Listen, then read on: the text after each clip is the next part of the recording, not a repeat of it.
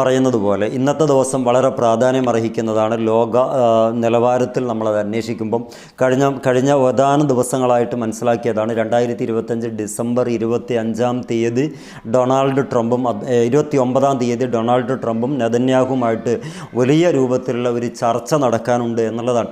പക്ഷേ ആ ചർച്ച ഇന്നലെ 29-ാം തീയതി നടക്കാതെ ഇന്നത്തേക്ക് മാറ്റിവെക്കുകയും ചെയ്തു. ഇന്ന് ആ ചർച്ചയ്ക്ക് മുമ്പായിട്ട് പറഞ്ഞ വാക്കുകളാണ്.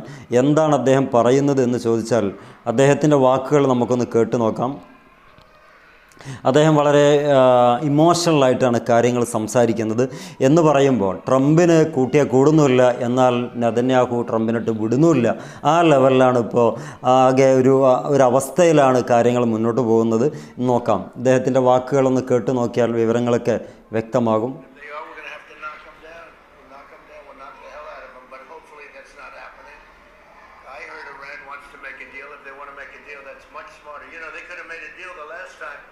Before we went through, a big attack on them, and they decided not to make the deal. They wish they made that. അദ്ദേഹം പറയുന്ന വാക്കുകൾ 47 സെക്കൻഡാണ് ഉള്ളത്. Donald Trump says US would knock down Iran if it rebuild nuclear program. Nuclear പ്രോഗ്രാമുമായിട്ട് പോവുകയാണെങ്കിൽ നമ്മുടെ ഏറ്റവും വലിയ ശക്തി ഉപയോഗിച്ചുകൊണ്ട് ഇറാനെ എന്നേക്കുമായിട്ട് ഇല്ലാതെയാക്കാൻ വേണ്ടി അമേരിക്ക ബദ്ധശ്രദ്ധ ചെയ്യുന്നതാണ്. എന്ന് പറഞ്ഞാൽ അതിൻ്റെ അപ്പുറം മറ്റൊരു കാര്യം നമുക്ക് മുമ്പിലില്ല. അമേരിക്കയ്ക്ക് മുമ്പിൽ ഇപ്പോൾ ഇറാൻ ന്യൂക്ലിയർ വെപ്പൺസ് ഉണ്ടാക്കുന്നുണ്ടോ എന്ന് നോക്കാനേ കഴിയുള്ളൂ. അവിടെയുള്ള ജനങ്ങളെയോ അവിടുത്തെ സാമ്പത്തികമോ അവിടുത്തെ ജിയോഗ്രഫി ഭാഗമായിട്ട് ബന്ധപ്പെട്ട വലിയ കാലപ്പഴക്കമുള്ള കാര്യങ്ങളോ ഒന്നും നോക്കൂല. എല്ലാം അടിച്ച് തകർത്ത് തരിപ്പണമാക്കി കൊടുക്കുമെന്ന് ഡൊണാൾഡ് ട്രംപ് പ്രഖ്യാപിക്കുകയാണ്. ഇതെപ്പോഴാണ് പ്രഖ്യാപിക്കുന്നതും കൂടിയും വളരെ നോട്ടഡാണ്.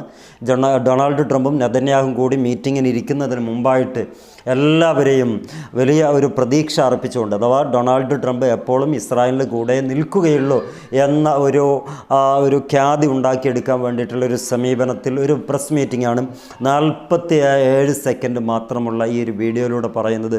അദ്ദേഹം പറയുന്ന മറ്റൊരു കാര്യം, ഇസ്രായേൽ എന്ന് പറയുന്നത് സമാധാനം ആഗ്രഹിക്കുന്ന എല്ലാ കാലത്തെയും സമാധാനപ്രിയമായി മുന്നോട്ട് പോകുന്നതാണ്.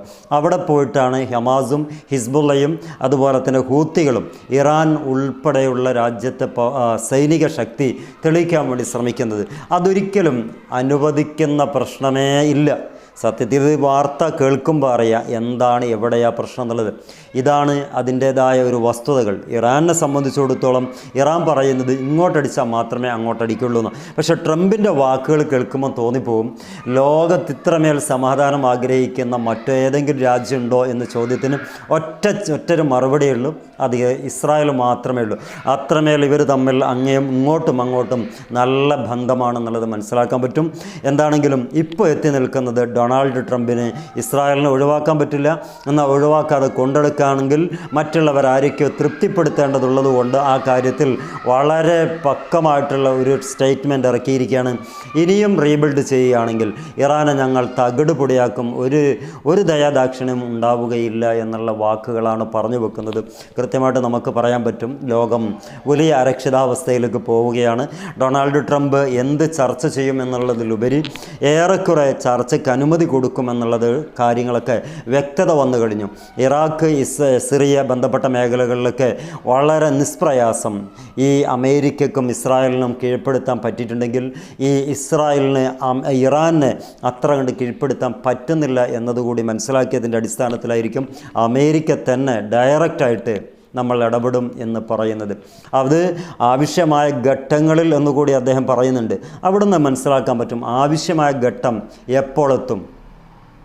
മിക്കപ്പോഴും അത് ഇറാൻ നല്ല രീതിക്ക് പെർഫോം ചെയ്ത് ഇസ്രായേലിനെ തവിട് പൊടിയാക്കിയതിന് ശേഷമായിരിക്കുമോ ആവശ്യമായ ഘട്ടം എന്നതുകൊണ്ട് ഉദ്ദേശിക്കേണ്ടതെന്നറിയില്ല.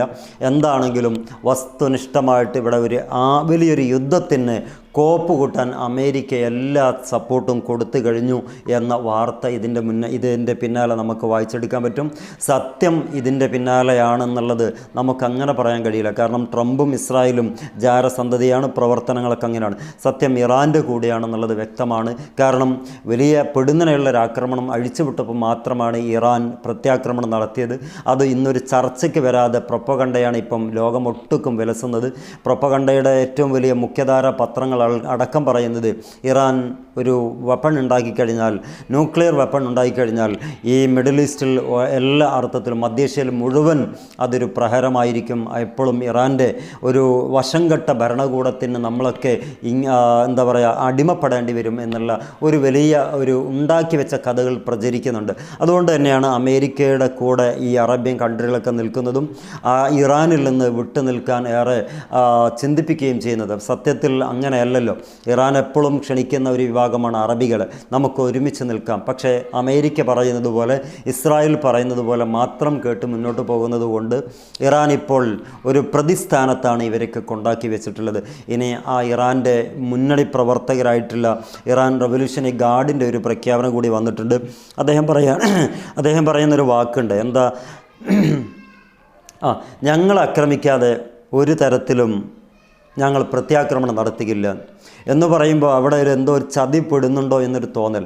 ആക്രമിക്കാതെ ഒരു തരത്തിലും അക്രമം നടത്തുകയില്ല അല്ലെങ്കിൽ പ്രത്യാക്രമണം നടത്തില്ല എന്ന ഒരു തുറന്ന് പറച്ചലിൽ എല്ലാ അർത്ഥത്തിലും അടച്ച് കളയുന്ന രൂപത്തിൽ വലിയൊരു ആക്രമണം നടത്തിക്കഴിഞ്ഞാൽ ഇറാന് അനങ്ങാൻ കഴിയാത്തൊരു സ്ഥിതിവിശേഷത്തിലേക്ക് പോകുമോ ഇല്ലയോ എന്നൊക്കെ തോന്നിപ്പോകുന്ന വസ്തുത അല്ലെങ്കിൽ ആർട്ടിക്കുകളൊക്കെ വന്നു കഴിഞ്ഞു. അഥവാ ഇറാൻ ഇനി കാത്തിരിക്കേണ്ട കാര്യമില്ല, എല്ലാ അർത്ഥത്തിലും പ്രകോപിപ്പിക്കുകയും അതോടൊപ്പം അവരുടെ ആയുധ ശക്തികളൊക്കെ ഇറാനെതിരെ തിരിച്ചു വെക്കുകയും ചെയ്ത സ്ഥിതിക്ക് വേണമെങ്കിൽ ഒന്ന് അറ്റാക്ക് ചെയ്യാൻ ഇറാന് എല്ലാ വകുപ്പുകളുമുണ്ട്. അതൊന്നും ലോകത്തിൻ്റെ മുമ്പിൽ